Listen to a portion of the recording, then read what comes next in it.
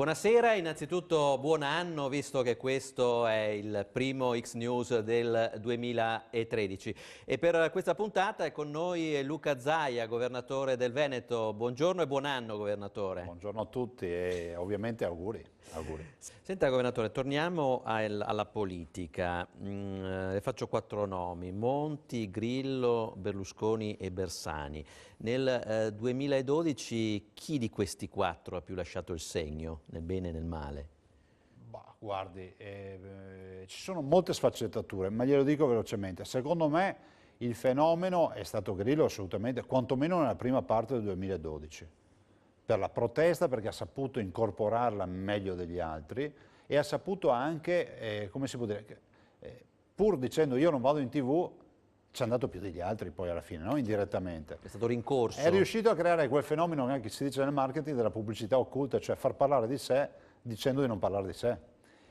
La seconda parte, o il finire del 2012, è stato dominato da Bersani e Bersani-Renzi. E la partita delle primarie è stata giocata benissimo sul piano mediatico, al punto tale che penso che qualche nonna pensava di dover andare a votare, non andare a scegliere un candidato di un partito. E quindi direi Grillo sicuramente. Però se la sono giocata bene. Bersani e Monti, insomma, Monti ha dispensato prediche a tutti per un anno e i risultati si sono visti, va peggio di prima. Ecco, alla fine dell'anno però possiamo dire che è stato sicuramente Monti a far convogliare su di sé tutto l'interesse, anche per questo colpo a sorpresa. Lei se lo sarebbe immaginato che Monti alla fine uscisse così apertamente in campo, o anzi salisse in campo così come è successo? Nei libri di matematica all'università c'era sempre la sigla CVD, come volevasi dimostrare. Si era capito che non era un tecnico, ma che era camuffata tutta questa operazione. Oggi il risultato è chiaro. Monti scende in politica con tutti i suoi amici e affini, e appunto ne prendiamo atto. I cittadini democraticamente saranno chiamati a scegliere un candidato, a eleggere qualcuno che poi guiderà una coalizione che avrà possibilmente, probabilmente, un incarico dal Capo dello Stato come Presidente del Consiglio, e uno di questi sarà Monti. Ma io dico, ben venga anche questa sua discesa in campo. Per fare chiarezza? Ma perché si misurerà, quindi quando andrà a parlare dirà rappresento il 10% degli elettori, il 15%, il 5%, e finirà con questa storia che tutti lo vogliono, tutti lo desiderano, perché se il risultato elettorale è 10% vuol dire che 9 cittadini su 10 non lo hanno scelto. Ecco, ma c'è qualcosa che può aver spinto Monti a uscire così esplicitamente in campo, quando forse tutto sommato poteva rimanere lì a guardare e forse il risultato sarebbe stato anche diverso e anche migliore per lui? Ma guardi, che ci volesse rigore in questo paese è poco ma sicuro. Che chi ha avuto modo di applicare il rigore non lo abbia applicato è altrettanto vero. Che la demagogia lambisca la politica è un dato ormai chiaro, cioè cosa significa? Che se tu dai pacche sulle spalle la gente dice è uno bravo, se non gliele dai dice è un cialtrone. Allora gli dico basta decidersi. E allora Monti aveva l'occasione per poter fare veramente delle cose radicali, alcune le ha fatte, riconosciamo che alcune scelte radicali le ha fatte.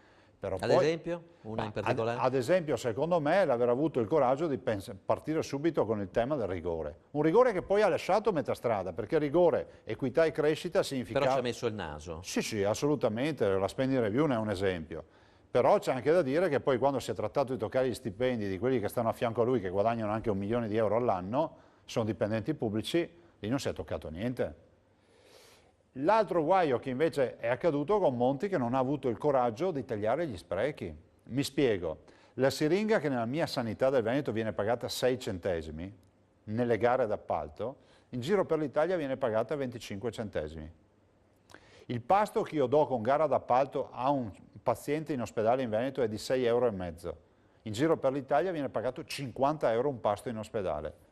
Allora, se tu non dici a quello che paga 50 euro come un ristorante Michelin, guarda che in ospedale deve costare come in Veneto 6,5 euro, continuano a pagare 50 euro, e tu non puoi chiedere al Veneto di limare ancora i 6,5 euro il pasto, perché finisce che devo dare il panino ai pazienti, non più un pasto.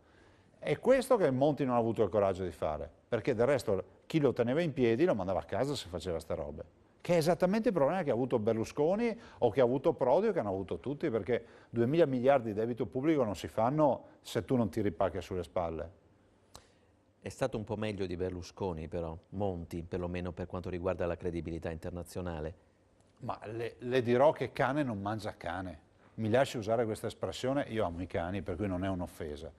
E cane non mangia cane perché Monti, allora Berlusconi, non sto difendendo Berlusconi, me ne guardo anche bene. Dopo ne parleremo anche Berlusconi di Berlusconi. rappresenta la politica e con tutti gli annessi e connessi della politica. Monti è il tecnico, il cane che non mangia cane. Cioè in Europa tu, se vuoi dialogare con chi comanda in Europa, che sono gli alti funzionari, se ci metti un funzionario, io sono andato al Consiglio dei Ministri d'Europa, ma quando si va a portare a casa qualcosa, cioè, dicevo al mio uomo, che fra l'altro adesso è diventato Ministro dell'Agricoltura in Italia, vai e tratta con i tuoi colleghi, perché poi alla fin fine il lavoro preparatorio, il governo è sempre quello della macchina, non come si dice dalle nostre parti, no? Che i generali cambiano e i marescialli restano. Restano sempre quelli.